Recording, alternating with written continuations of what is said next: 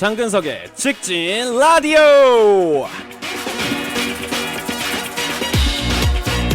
네, 장근석만의 본격적인 직진 프로젝트죠. 장근석의 직진 라디오 벌써 4회째를 맞이하고 있습니다.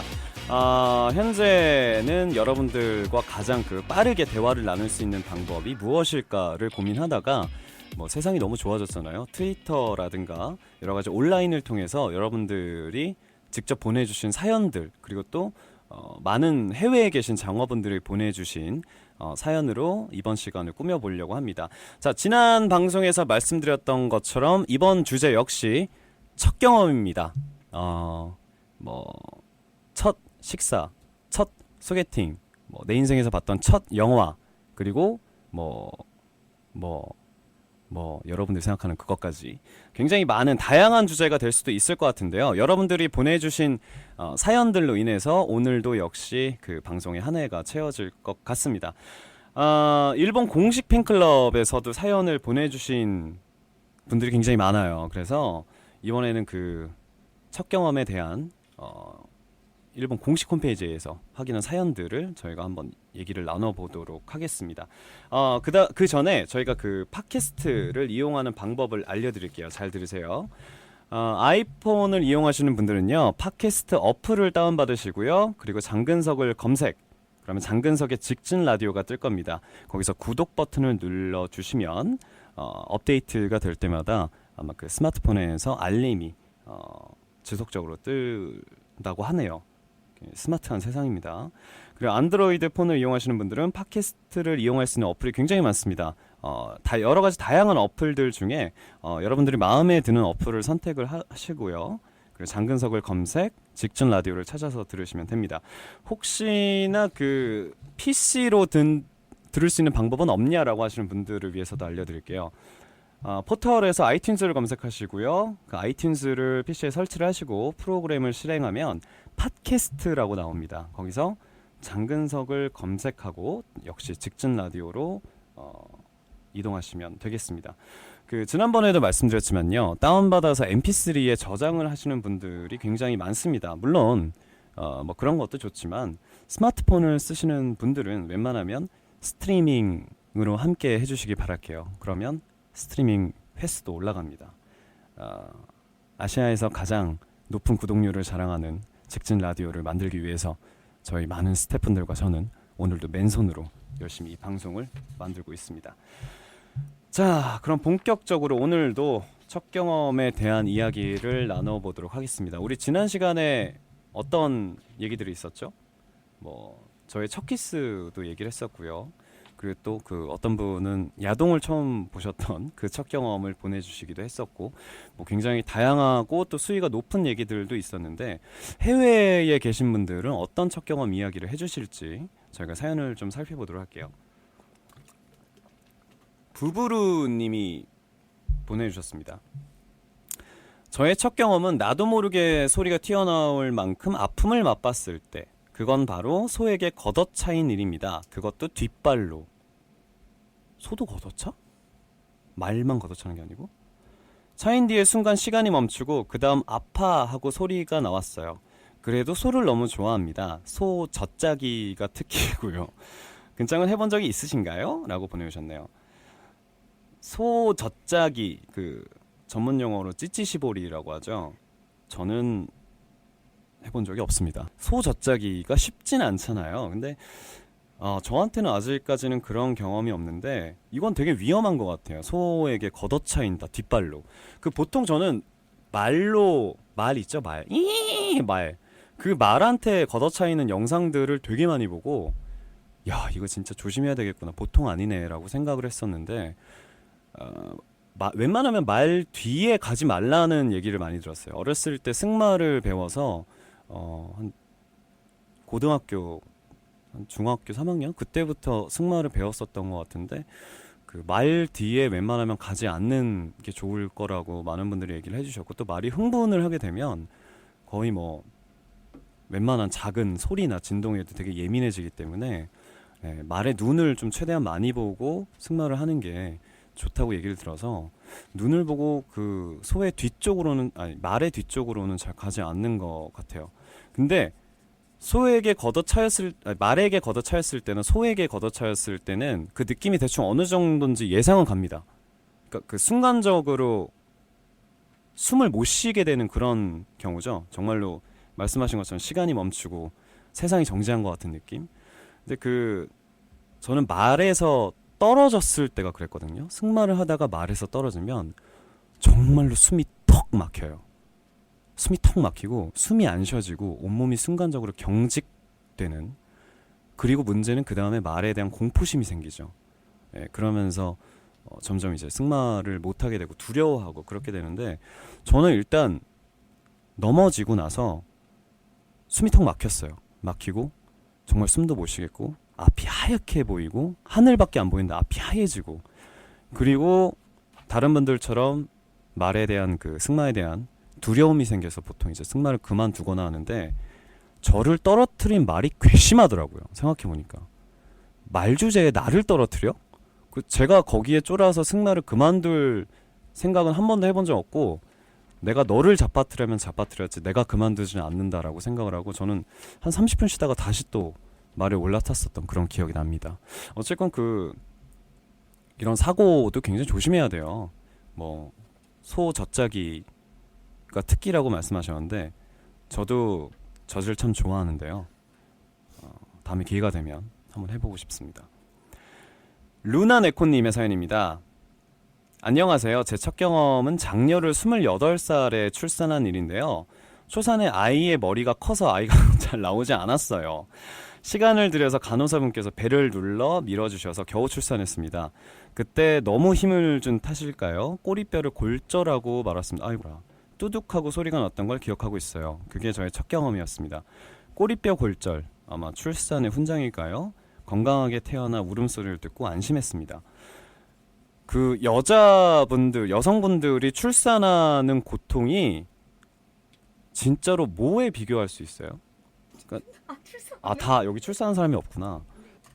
아이가 나올 때의 그 드라마 장면들이나 영화에서 나온 장면들을 보면 정말로 이를 악물고 이렇게 뭐라 그래야 되죠? 이불을 꽉 움켜쥐고 너무 고통스러워하는 그 산모의 모습을 볼 때마다 전 사실 어머님한테 저도 굉장히 감사드리게 되는, 왜냐면 물론 이제 저희 어머니도 여성인데 몸이 좀 많이 약하세요. 건강도 많이 이렇게 좋지 않으셨고, 근데 식사도 많이 안 하시던 분이 하여튼 저를 낳으시면서 얼마나 많은 고생을 하셨을까, 그런 생각을 하면 진짜로 저희 어머님한테 너무 감사하게 되는, 그런, 일단 저도 어머님한테 너무 감사드리지만 세상의 모든 어머님들이 다 그럴 것 같아요. 그렇게 어렵게 세상의 빛을 받게 되는 소중한 자식이기 때문에 큰 아픔도 있지만 오히려 그 아픔보다 더 많은 사랑으로 아이들을 사랑하고 또 그렇게 키우고 계시지 않을까, 또 그만큼 소중하고 그런 생각이 듭니다. 아직은 저도 아이를 출산해 본 적도 없고 뭐 결혼도 해본 적도 없고, 그런데 만약에 제가 출산을 하면 어떤 느낌일지 참 궁금해요. 보통의 다른 남자 선배들의 얘기를 들어보면 뭐 진짜 내가 세상을 만든 것 같은 느낌이다, 새로운 창조를 한 그 느낌을 말로 표현할 수 없다라고 하는데, 저도 참 궁금하네요. 참고로 저희 어머니가 저를 낳으실 때, 아빠가 방송 안 듣겠지? 저희 아버지는 동해안에 바캉스를 친구들하고 놀러 가셔서 그 얘기를 한 20년 동안 거의 끊이지 않게 나오는 주제이기도 합니다. 그러니까 남자분들은 출산할 때 여성분들에게 어떻게 같이 있어주고 또 어떻게 응원해주고 같이 고통을 나눠주고, 이거를 제대로 안 하시면 몇십 년이 피곤해진다는 얘기를 드리고 싶어요. 저희 어머니 아버지를 보면서. 남자분들 긴장해 주셔야 될 것 같습니다. 헬로님이 보내주셨어요. 18살의 봄이었습니다. 두근두근거려 심장이 멈출 것 같았어요. 몸에는 이상하게 힘이 들어가고 손은 떨리고. 이게 무슨 경험일까요? 좀 더 천천히 하라고 말을 해도 잘 움직이기 힘들었는데 무슨 생각해? 첫 경험이라는 건 자동차 면허를 따고 처음으로 자신의 차를 운전했을 때의 일이죠. 두목은 처음으로 차를 운전했을 때 어디로 드라이브에 갔었나요? 저는 지금도 생생히 기억나죠. 차를 보통 그 집까지 딜리버리를 해주잖아요. 그 레카차에. 근데 저는 그걸 못 참고 제가 가지러 갔어요. 그 남산 밑에 있는 이태원에 있는 자동차 매장에 가서 제 차를 받아서 처음으로 갔던 곳이 아마 촬영장. 예, 촬영하다 중간에 간 거여서 또 성격이 굉장히 급해가지고 그런 거 잘 못 기다려요. 그래서 그 차를 타고 처음으로 행했던 곳은 촬영장. 그리고 그 다음에 이제 갔던 데가 압구정동 로데오 거리. 이상하게 어렸을 때부터 진짜 차가 생기면 거기를 꼭 한번 가봐야 되겠다라는 그런 막연한 좀 꿈 같은 게 있었던 것 같아요. 처음 운전을 배울 때는 여러분들 어떠셨을지 모르겠어요. 저는 처음 운전할 때 누구한테 배웠더라? 아마 아빠하고 작은아버지한테 운전을 배웠었던 것 같아요. 근데 이제 그 유학을 가고 나서는 그 뉴질랜드에서 고등학교 1학년 때 면허를 땄었고, 또 한국에 와서는 이제 고3 생일 지나자마자 면허를 따게 되죠.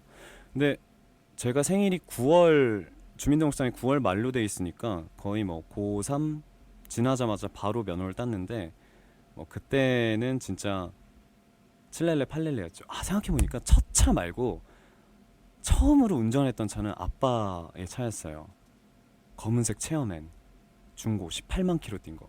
그거를 제가 교복을 입고 운전을 하고 다녔다는 거를 생각을 해보세요. 얼마나 안 어울렸는지. 근데 그러면서도 그 차를 운전하고 다니면서 와, 내가 드디어 차를 운전할 수 있는 사람이 됐구나라는 그 설렘과 흥분에 거의 매일 아버지한테 차를 빌려달라고, 특별히 갈 데도 없으면서 그랬었던 기억이 나네요.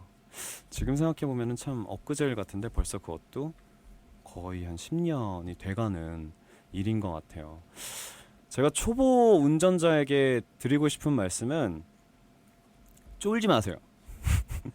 쫄지 말고 거칠게 운전을 하셔도 됩니다. 내가 못 피하면 상대방이 알아서 피해 줄 거예요. 반대로 상대방이 못 피하면 내가 피하면 돼. 그러니까 이거는 그냥 쌍방입니다. 여러분들 그 겁만 타고 계속 이제 출구로 빠져야 되는데 못 빠지고 그러다 고속도로 타고 부산까지 가지 마시고요. 여러분들도 당당하게, 그렇지만 뒤에 초보 운전이라는 편말은 꼭 거시는 게 좋겠죠. 양보를 많이 하는 운전이 좋을 것 같아요. 자, 다음 사연을 보도록 할게요. 마차미 님이 보내주셨어요. 깜짝 놀랐던 첫 경험. 아직 어린애라고 생각했던 딸에게 남자친구를 소개받았을 때, 와! 이건 진짜 어떤 느낌일지 궁금하네요. 어느 쪽이냐고 하면 시원시원하고 남자 같은 아이인데 남자친구는 없을 거라 생각했던 터라 정말 깜짝 놀랐어요. 게다가 외견은 날라리 타입, 그러니까 겉으로 봤을 때는.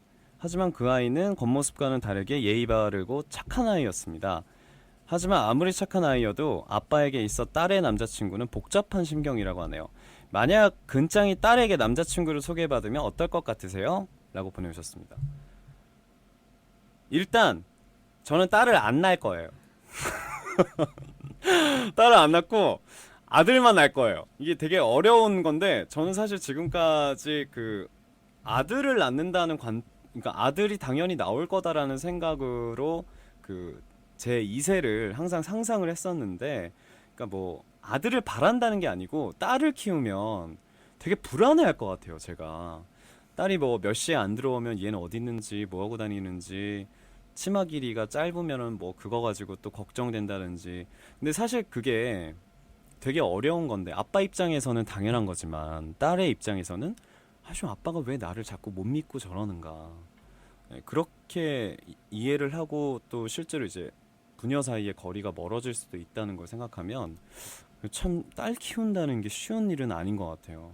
사실 저도 그 집안에서 저 혼자이기 때문에, 형제가 없어요. 저 혼자이기 때문에 여자 동생이라든가 뭐 딸을 키운다는 느낌, 혹은 뭐 누나랑 같이 산다는 건 어떤 느낌이지? 형제랑 산다는 건 어떤 느낌이지? 이런 생각을 많이 했었는데, 만약에 제가 딸을 낳는다면 왠지 막 그럴 것 같아. 차로 다 데려다주고 막 대학교 가서도 첫 미팅하고 이러면은 막 그 앞에서 9시까지 나와 안 나와 이러면 들어가서 막 술값 계산해주고 야 너네 빨리 집에 가 이러고 제 딸만 이렇게 데리고 나올 것 같고. 근데 그게 과연 좋을지는 모르겠지만 사실은 걱정돼서 하는 일이긴 한데, 예, 그건 좀 사람마다 생각하는 게 좀 다르겠죠. 오히려 아들이면 좀 험하게 키울 거거든요. 근데 딸은 험하게 키울 수 없으니까 좀 고생 많이 안 하고, 남자는 이제 그 많이 헤쳐나갈 수 있는 그런 그 뚝심과 남자만의 그 리더십이 있어야 된다고 생각하는데, 물론 딸도 있어야 되겠지만 딸은 좀 곱게 키우고 싶은 것 같아요. 그냥 편안하게 하고 싶은 거 도와주면서 서포트하면서.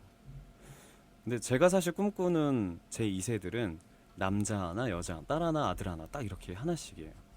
그래서 아들은 한번 그 와일드하게 키워보고 딸은 품 안에서 키워보고, 그랬을 때 나중에 아이들이 어떤 영향을 받게 될지 뭐 그런 것도 개인적으로 좀 알아보고 싶기도 하고 그렇습니다. 근데 뭐 결혼은커녕 지금 연애사도 아주 어려운데 언제쯤 그게 현실이 될 수 있을지는 모르겠어요. 자, 저희 일단 노래 한 곡 듣고 오겠습니다. 네, 저희 직진 라디오에서는 여러분들에게 좀 더 색다른 음악과 장르를 보여드리기 위해서 아주 짧게 노래를 들려드리고 있습니다. 하지만 강렬하죠? 자, 계속해서 첫 경험에 관련된 얘기를 나눠보기 전에, 이게 사실 많은 분들이 그 첫 경험의 사연을 보내주셨는데, 반대로 이런 생각을 해봤어요. 여러분들이 장근석에게, 근짱에게 듣고 싶은 근짱의 첫 경험은 무엇일까? 여러분들도 궁금하시죠? 저한테 듣고 싶은 얘기들이.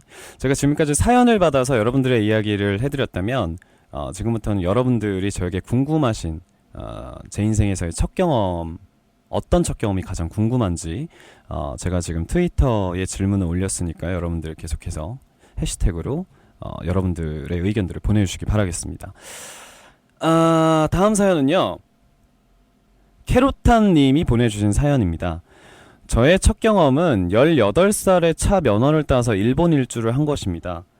모르는 사람 집에 묵은 적도 있고 수많은 사람들의 따뜻한 마음을 느꼈던 즐거운 자동차 여행이었어요. 라고 보내주셨네요. 그 면허를 따고 나서 사실 제가 가장 꿈꿨던 여행 중에 하나가 자동차로 일주를 하는 거였어요. 원래는 그 첫 차가 생겼을 때는 그 서울에서 출발해서 동해부터 남해까지 쭉 이렇게 돌아서 다시 또 서해를 통해서 그 서울로 올라가는 그런 그 전국 일주를 저도 꿈꿨던 적이 있는데, 아쉽게도 시도를 해보진 못했죠. 어떻게 보면 그때 했어야 되는데, 그래서 그때 못했던 아쉬움이 커서 한 3년 전쯤에 제가 기획했던 프로그램이 있어요. 바로 그 제가 가장 사랑했던 저의 차 루이를 타고 서울에서 일본까지 가는 거야. 서울에서 부산까지 가고, 부산에서 배를 타고 일본으로 들어가서 일본에서 쭉 이제 그 공연장이 있는 뭐 도쿄나 오사카까지 가는 거. 예, 그렇게 해서 일주를 하고, 또 차 안에서는 카메라를 설치해서 여러 가지 여행에 관한 에피소드도 많이 얘기를 하고, 이런 게 저의 목적이었는데, 그때 엄청난 문제가 있었어요. 뭐였냐면 차가 리스였어요. 차가 할부가 안 끝나서 그 외국어로 반입이 안 된다고 하더라고요. 제 명의로 안 돼 있으면. 그래서 그 리스는 끝났는데 그때 이후로 한 2년 3년이 지나고 리스는 끝났는데 루이가 죽었죠. 지금 보내주신 사연처럼 캐로탄님처럼 저도 자동차를 타고 일주를 해보는 게 아직까지도 꿈입니다. 만약에 그 한국, 일본뿐만이 아니라 기회가 되면 중국부터 시작을 해서 유럽까지 가는 일정도 굉장히 재밌을 것 같아요. 예, 고생무는 뻔히 보이지만 뭔가 그냥 진짜 자유롭게 가고 싶은 여행, 뭐 텐트도 하고 캠핑도 하고 차 안에서 자고 뭐 그런 것들이 제가 가장 해보고 싶은 여행 중에 하나입니다. 근데 사실 그런 거야. 그 정말 가면서 호텔이나 뭐 숙소에서 자는 게 아니고 뭐 어느 지역에 홈스테이를 하고, 또 반대로 장어들이 있다면 장어의 집에서 얘기도 하고 같이 뭐 그 집에서 잠 자고 나와서 다음날 또 출발하고 다른 지역에서의 또 캠핑도 하고, 예, 그게 사실 저의 궁극적인 목표인데 언제쯤일지 모르겠지만 진짜 죽기 전에 꼭 한번 해보고 싶은 프로젝트 중에 하나입니다. 자, 계속해서 많은 분들의 사연을 지금 받고 있는데요. 아주 재미있는 사연이 하나 있어서 지금 올라온 사연을 트위터로 확인해 드리도록 할게요. 치파루 0502님이 보내주셨어요. 남자친구 앞에서는 이게 번역으로 해서 좀 약간 말이 이상한데요. 남자친구 앞에서는 저희 드렸다. 그렇지만 한 단어가 정확히 왔어. 그렇지만 처음 방귀를 한 것은 재채기와 동시에 나온 부끄러움은 지금도 잊지 않는다. 아, 이거 되게 중요하죠. 커플 사이, 남녀 사이에, 사랑하는 사이에서 여러분들은, 야, 갑자기 흥분하네. 여러분들은 어디까지 이해해 주실 수 있습니까? 이게 참 주제가 애매모호한 얘긴데요. 저는 개인적으로 그렇게 생각해요. 만약에 여자친구가 있다면 여자친구 앞에서 정말 깨는 행동은 방귀를 트는 거, 둘 다. 아니, 그건 정말 아닌 것 같아요. 그리고 코 비는 거, 그리고 잘 안 씻는 거, 네, 그 얼굴에 막 기름 끼고 그런 거 있죠. 피지 막 이렇게 분비되고. 네, 저는 대표적으로 그런 거라고 생각하는데, 개인적으로 저는 사실 방구라는 게 뭔지 잘 몰라요. 한 번도 뭐 그런 걸 제가 경험해 본 적도, 그냥 냄새가 어떻다는 것만 아는데, 여자친구 앞에서 방구를 끼는 거는 좀 되게 민망하지 않을까? 그리고 저는 그게 참 방구라는 게, 사랑하면 그 사람의 모든 것까지 사랑을 해야 되는데 뭐 참 어려운 부분이죠. 이거 또 뭔가 둘 사이에도 지켜야 할 매너라는 게 있어야 될 것 같은데, 그렇게 되면 좀 너무 가까워져 버린, 예, 그런 사이에 좀 로맨스가 없어지지 않을까. 그 예전에 여자친구랑 둘이 밥을 먹으러 갔는데 화장실을 갔어요. 근데 화장실이 이렇게 그 남녀로 나눌 수 있는 화장실이 아니고, 장팀 벌써부터 자, 이거 여기서 웃는 사람들은 다 경험이 있다는 얘기야. 내가 말도 안 했는데 다 알아들어. 화장실을 가서 너무 그 배가 아파서 이제 그 일을 보고 나오려고 하는데, 생각해 보니까 여자친구도 화장실을 간다고 그랬었는데, 아, 나 먼저 갔다 올게 하고 제가 먼저 빠진 상황이었단 말이에요. 근데 거기서 제가 저의 채취를 남기고, 그 다음에 그 여자친구가 혹시나 와서 그 화장실을 들어간다면 그 냄새가 다 날 거 아니에요, 그 향이. 그러면 어떡해요? 답답해요? 안 답답해요? 이게 동요를 구해야 돼. 나만 죽을 수 없어. 아니, 여러분 그렇게 생각해요, 안 해요? 그쵸? 자기 남자친구가 화장실 갔다 온다 그래서 갔다고 내가 들어가는데 말도 안 돼 냄새가 나. 정말 하수구를 저리 가라는 냄새가 나. 그럼 어떨 것 같아요? 깨죠. 완전 싫죠. 이게 바로 그런 경우예요. 그래서 저는 어떻게 했냐면 한 15분 동안 안 나갔어요. 진짜 물 틀어놓고 막 이렇게 손짓으로 새로운 그 공기를 리프레시하기 위해서 밖에서 누가 두드리는데도 안 나가고 계속 버텼었고, 아, 그리고 또 하나의 방법이 있어요. 화장실에서 이건 뭐 남자분들이 공감할 수 있는 부분인데, 혹시나 그런 상황이 온다면 담배를 피세요. 그러면 담배 냄새가 어느 정도 커버를 해주기는 하는데, 물론 금연이면 어쩔 수 없겠죠. 근데 그 정도로 저는 그냥 둘 사이에 어떤 그 룰은 있어야 된다고 생각을 해요. 좀 너무 깨면은 좀 그러니까. 예. 그리고 그 방귀가 나와서 한 말인데 진짜 웃긴 얘기. 제가 예전에 그 중국 광고를 찍을 때 진짜 서울 근교에서 찍었던 적이 있어요. 아니, 벌써 이거 또 얘기를 한 수십 번 했는데 할 때마다 웃겨. 근데 제가 이제 그 중국 광고를 찍다가 이제 저랑 친한 그 여자 동생들이 구경 가고 싶다고, 이제 가도 되냐고. 그래서 아, 와라. 왜냐면 이제 저도 알고 저희 매니저 팀도 알고 중국 매니저인 제이슨도 알고 있었던 그런 동생들, 워낙 허물없는 동생들이기 때문에 놀러 와라 이랬는데, 하필 그 중에 제이슨이 유독 아껴하는 여자애가 하나 있었어. 이제 그 여자를 약간 자기 딴에는 좋아한다고 얘기했는데 그냥 뭐 관심이 있었던 그런 여동생이 있었겠죠. 아, 되게 어려요. 그래서 제가 되게 귀여워하는 애들인데, 그 친구들이 한 4명, 5명 정도가 와서 아이스크림이랑 이렇게 빵을 사갖고 와서 대기실을 좀 이렇게 빈 대기실로 옮겨서, 와, 야, 고맙다. 이 근처에 빵집도 없고 되게 먹고 싶었는데 하고 막 그걸 먹고 있었어요. 그러다가 이제 서로 뭐 딱히 할 얘기도 없고 먹는 거에만 정신 팔려 있으니까 제가 제이슨한테 재밌는 얘기 해줘 그랬더니 아 뭐 무슨 재밌는 얘기를 하냐고. 그래서 아 그러면 춤을 춰줘 라고 얘기를 했더니 자기가 또 빼는 거예요. 아 어떻게 춤을 추냐 그래 동생들 앞에서. 그랬더니 이제 저희 병건 이사님이 음악을 먼저 틀었죠. 음악은 듀스의 그 뭐였죠? 말하자면 김성재 씨의 말하자면을 틀었는데 그게 보통 춤이 이렇습니다. 따따따따따따따 말하자면 너를 사랑. 그러니까 말하자면 하기 전에 말하자면 점프하면서 빡 이렇게 몸을 X자로 그리는 동작이었어요. 제이슨이 그 동작을 원래 잘하고 그 덩치 큰 육중한 몸에도 불구하고 몸을 너무 자유자재로 움직여서 저희도 깜짝 놀랐던 적이 있어서 이 동생들한테 그걸 보여주고 싶어서 저희는 이제 그걸 보여달라고 했는데 말씀드렸다시피 저희는 빵과 아이스크림을 좀 굉장히 먹고 있었고 아직 그 위에 음식물이 가득한 상황에서 이제 음악이 나왔어요. 그래서 말하자면 하는데 갑자기 어디선가 뽀잉 이 소리가 나는 거예요.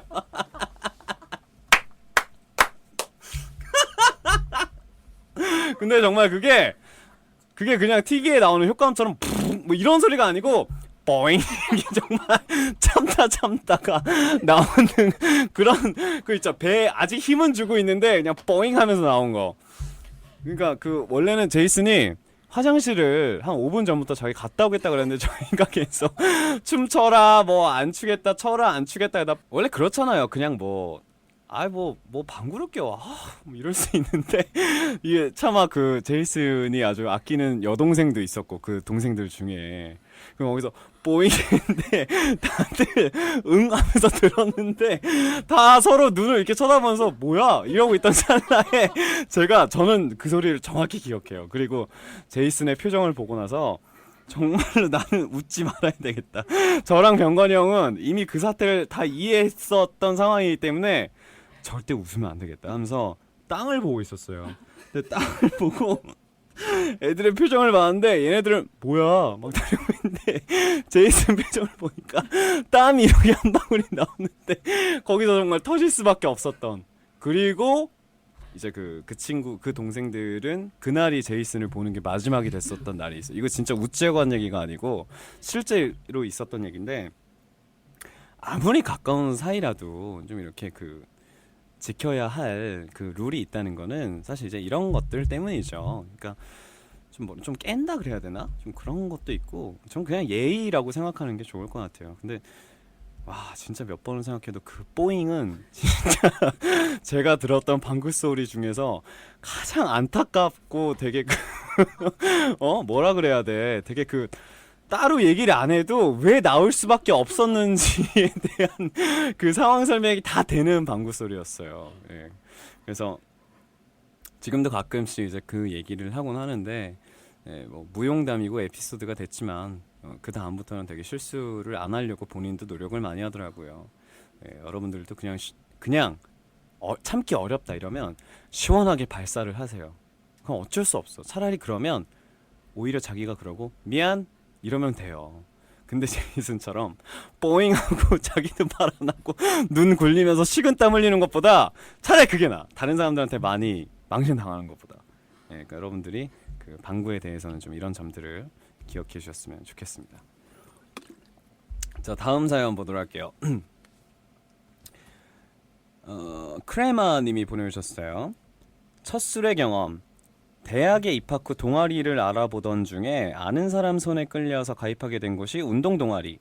그리고 신입생 환영회 재수 시절 대학생이 되어 있던 친구가 투다리라는 투다리 진짜 어려운 거예요. 모든 꼬치 종합 꼬치 전문점이죠. 투다리란 곳에 데리고 가서 처음 맛보게 해준 맥주 몇 모금 이후 처음 술이란 걸 마셔보게 되었어요. 선배님들의 권하는 레몬 소주를 한 3-4잔 마셨던 것 같은데 그냥 정신줄을 80% 정도 놓았고 이후 기억나는 건 내 양팔을 각각 남자 선배들이 부축해서 집까지 어찌어찌 무사히 데려다 주었고 제 손목시계는 이날 어딘가에 흘려 없어졌던 기억이 납니다. 그렇죠. 그 인생에 있어서의 여러 가지 첫 경험들 중에서도 이 술에 관한 재밌는 에피소드들도 많을 것 같아요. 저 역시도 술이 사실 저한테는 굉장히 그 지대한 영향을 끼쳤었던 그 주제 중에 하나인데 제가 사실 처음에 술을 먹어본 경험은 중학교 2학년 때였어요. 그때 장안의 화제였던 요정컨미라는 드라마를 찍고 있을 때 이제 그 배우들끼리 다 회식을 하잖아요. 그 자리에서 양택조 할아버지가 양택조 선배님이 저에게 맥주를 한 모금 주시고 이거 나 먹어도 되나? 하고 먹다 보니까 맛있는 거예요. 그냥 시원하고. 그렇게 해서 한 12잔을 먹으니까 저는 그때 태어나서 술이 취한다는 기분을 처음 느껴봤거든요. 그러니까 어떤 기분이었냐면 저는 분명히 정면을 보고 있었어요. 그러다 왼쪽으로 고개를 돌렸는데 시선이 한 박자 늦게 와. 그 뭔지 알죠? 띵. 다시 오른쪽 보면 바로 그게 보여야 되는데 오른쪽 시선이 띵. 나는 멀쩡한 것 같은데. 그래서 그게 저의 처음에 기억에 남는 술이 취한 그리고 또 처음으로 술을 마셔본 경험이었고 많은 분들이 이제 제가 술을 잘 드신다고 해서 주량이 어느 정도 되냐고 물어보시는데 사실은 주량이 진짜 그날그날 달라요. 그리고 주량을 저는 조절할 수가 있습니다. 그러니까 보통 많은 분들이 술은 안 좋아하는데 술자리가 좋아서 술을 드신다고 하죠. 근데 저는 되게 반대예요. 술자리가 싫어요. 그냥 술이 좋아서 술자리에서 술을 먹고 먼저 빠져나오는 타입인데 그런 거 있잖아요. 술 취해서 동료들끼리 뭐 같이 얘기하는 거 이런 건 좋지만 술이 너무 취해서 했던 얘기 또 하고 했던 얘기 또 하고 그럴 때 그 말투 있잖아요.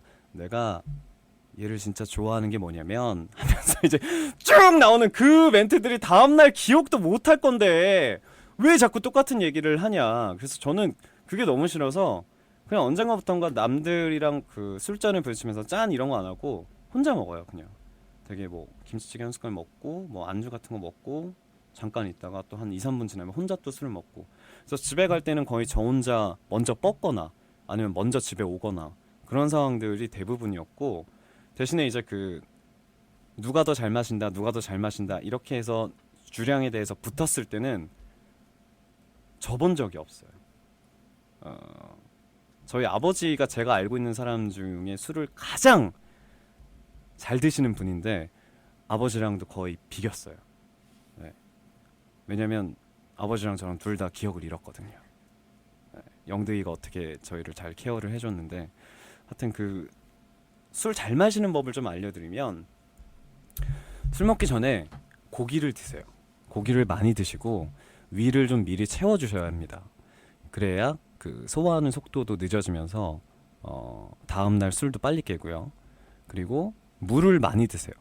저는 그 술로 배틀을 할 때 진짜로 물을 1.5리터를 한 4-5개씩 마셔본 적도 있고 그러면서 이제 계속 몸을 순환시키면서 알코올을 빼고 물을 먹고 네, 그런 경우가 있었는데 그때 정말 술을 많이 마셨었던 것 같고요. 술 버릇은 어떨까요? 많은 분들이 이건 정말 신기한 게 같은 술인데 먹어도 왜 개개인마다 술버릇이 다 다르잖아요. 뭐 얼굴이 빨개지는 사람도 있고 하얘지는 사람도 있고 대표적으로 제 주변에서 술을 좀 먹는 사람들의 그 습관들을 보면 일단 그 저희 최경민 작가는 술을 먹으면 시비를 붙이면서 주먹질하는 광경까지 봤어요. 저는 그 싸움의 이유가 뭐게요?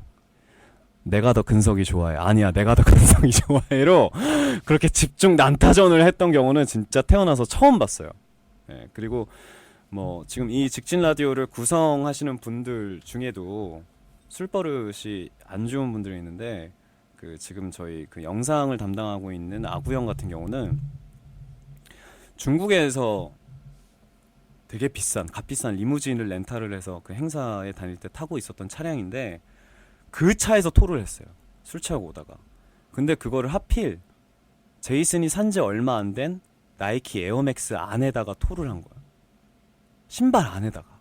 남의 새 신발에. 더 웃긴 거 거기서 그냥 끝나면 되는데 제이슨 또 그걸 신고 왔어. 호텔까지. 뭐 그런 사람들. 저는 사실 술 먹으면 토를 진짜 그 오바이트라고 하죠.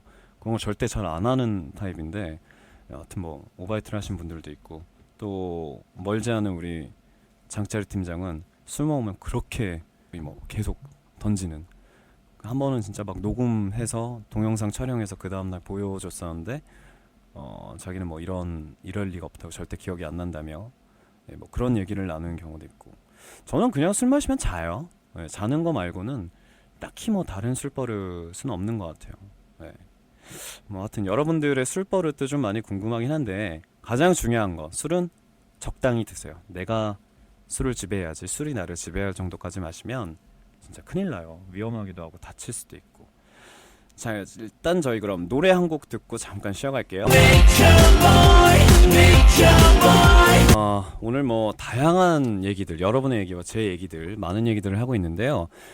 우리 시간이 얼마 안 남았는데 계속해서 트위터의 사연들 짤막짤막하게 보도록 하겠습니다. 건사마의 첫인상은 어땠는지 이거 참 궁금해하시는 분들이 많을 텐데 글쎄요. 저희 매니지먼트 팀의 매니저로서 약 이사님으로서 7년 저랑은 거의 한 횟수로 8년 가까이 함께 하고 계신 분입니다. 이분을 제가 처음 봤을 때는요. 별로 마음에 안 들었어요. 왜냐면 영화 촬영을 하다가 중간에 쉬는 시간이 있어서 이제 당구를 치고 있는데 당구를 치다가 제가 자연스럽게 말을 놨거든요. 그랬더니 당구가 끝나고 차에 오면서 근성아 너 근데 왜 형한테 반말하냐? 딱 이런 거예요. 얼마나 기분 나빠. 이게 기분 나쁘다기보다 한국에서는 이제 뭐 그래야 되는 게 당연하지만 저는 제가 먼저 마음의 문을 열고 형이랑 더 가깝게 지내고 싶어서 그렇게 다가갔는데 그걸 가지고 정색을 하면서 왜 형한테 반말하냐고 얘기하면 그럼 앞으로 얘기 안 하면 되지 나도. 그때부터 좀 약간 거리를 두려고 했었던 그랬었어요. 첫인상은. 근데 뭐 같이 이제 일을 하면서 많이 바뀌긴 했지만 참 이 사람 성격 보통 아니다라고 생각했지만 반대로 나도 보통 아닌 걸 보여줘야지 라는 생각보다는 형 불편하면 말 안 하면 되지 하고 저도 말을 안 해서 한 며칠 동안은 둘이 현장 다니면서 말을 안 했었던 기억이 납니다. 처음으로 산 앨범도 물어봐 주셨는데요. 처음으로 산 앨범은 샀다기보다 그냥 내 손에 들어온 앨범은 퀸의 앨범이었어요. 이게 참 의아하죠. 초등학교 3학년 때였나 그랬는데 퀸이라는 앨범을 갖고 싶어서 받은 것도 아니었고 퀸의 음악성이 정말 좋아서 이거는 꼭 좀 구해달라라고 해서 받은 것도 아니었습니다. 시골에서는 주로 야시장이란 게 열려요. 그럼 이제 뽑기 같은 거 하잖아요. 다트도 하고 뭐 잉어빵 이렇게 뭐 하는 것도 하고 그때 이제 뽑기를 던졌는데 저는 사실 양궁이라고 하는 장난감이 있었어요. 그걸 노리고 했었는데 아저씨가 점수가 안 된다면서 저한테 퀸 CD를 줬었어요. 그래서 이 뭐야 이게 막 이러면서 혼자 그냥 듣지도 않고 있다가 거의 한 중학교 때 이제 그 CD를 들을 수 있었던 이것도 되게 좀 의외이긴 하죠. 저도 사실 퀸을 되게 좋아하는데 그렇게 받았던 CD가 퀸이었어요. 첫 1번의 음악이 랩소디 보헤미안 랩소디 그 곡이었던 걸로 기억이 나요. 처음으로 자신이 직접 산 옷은요? 라고 하셨네요. 어렸을 때는 사실 옷을 살 수 있는 기회가 굉장히 제한적이었어요. 주로 어머님이 직접 골라오시거나 우리가 어렸을 때 제 세대 때의 어렸을 때 브랜드가 뭐 있어요? 뭐 이랜드, 브렌따노, 리틀 브렌따노, 그다음에 티피코시 밑에 아동복으로 제이코시가 있었고 뭐 그런 류의 옷들이었는데 제가 처음으로 저 혼자 산 옷은 사실 그런 브랜드 옷이 아니고 구제샵에서 파는 구제 티셔츠였어요. 그냥 브랜드에서 보여지는 옷들은 예쁘다기보다 그것도 되게 갖고 싶었지만 너무 비쌌고 왜 옷이 이렇게까지 비싸지? 라고 생각을 해서 그냥 어디였더라? 가락시장역 아니야 송파역이다. 송파역 일신여상 맞은편에 위치하고 있었던 지금도 기억나. 프로스펙스 옆에 한 3평 정도 되는 구제샵이 있었어요. 거기서 티셔츠와 바지를 산 게 제가 처음으로 샀던 옷의 기억입니다. 처음으로 배운 일본어는요. 일본어는 뭐 외국어라면 모든 분들이 다 똑같을 것 같아요. 인사라든가 뭐 기본적인 회화 이런 거 안 배웁니다. 여자한테 쓸 수 있는 말들부터 먼저 배우게 되죠. 그래서 저는 가장 먼저 일본 친구한테 유학할 때 배웠던 일본어는 여자한테 하는 말로 개콘시테 구다사이 결혼해주세요. 그 다음에 이거 말고 좀 긴 거 가르쳐 달라고 했더니 복구또 스키야테 구다사이. 나랑 사귀어주세요. 지금 생각나는 게 그 정도 제가 처음 배웠던 일본어였던 것 같아요. 자, 여러분이 보내주신 여러분들의 솔직한 첫 경험, 그리고 제가 여러분들에게 얘기하고 싶었던 저의 첫 경험들, 뭐 첫 경험이란 주제로 굉장히 많은 얘기를 나눠봤는데요. 글쎄요, 첫 경험이라는 건 절대로 평생 잊지 못할 그런 그 인생에서 딱 한 번밖에 없는 그런 순간이잖아요. 어떤 것이든 간에 아름다울 수만은 없어요. 굳이 아름답지 않더라도 그래도 그 처음에 가졌던 그 경험이란 건 어쨌건 나중에 있어서의 좋은 씨앗이 될 수도 있고, 또 다시는 그런 실수를 하면 안 되겠다라는 생각을 짚어주기에도 하는 뭐 그런 의미가 좀 있을 것 같아요. 자, 지난 시간과 이번 시간 저희가 첫 경험에 대해서 많은 얘기를 나눠봤는데요. 뭐 앞으로도 여러분들과 제가 함께 해나갈 다양한 첫 경험들, 그리고 또 제가 제 인생에서 앞으로 풀어나가야 할 저의 첫 경험들, 여러분들과 앞으로 이렇게 진솔하게 얘기를 나눌 수 있는 시간들이 많았으면 좋겠습니다. 자, 오늘도 저희 직진 라디오를 청취해주신 여러분들께 대단히 감사드리고요. 다음 주제는요, 아직 안 정했습니다. 아직 안 정했는데 제가 웬만하면 생각나는 것마다 그때마다 하려고 하거든요. 다음 주제는 해장 어때요? 해장. 제가 술 취했을 때 다음날 아침에 술이 안 깨서 와 진짜 좋겠다 그러다가 제가 저희 그 작가님한테 야 이거 다음 주제는 해장으로 해라, 나 진짜 지금 뭐 해야 될지 모르겠다 하면서 되게 힘들어하던 적이 있었는데, 뭐 짧게라도 좋으니까 우리 해장에 대한 얘기를 좀 나눠봤으면 좋겠어요. 자, 여러분만의 비법이라든가 해외에서의 뭐 여러 가지의 해장 비법들 많이 알려주시길 바라겠습니다. 자, 오늘 저는 여기서 인사드리고요. 다음 시간에는 이런 스튜디오가 아닌 제가 녹음기를 들고 다니면서 더욱더 손과 발로 진행하는 라디오가 진행될 수 있음을 알려드리면서 저는 여기서 인사드리도록 하겠습니다. 자, 오늘 시간도 청취해주신 여러분들 대단히 감사합니다. 안녕, 빠이크리.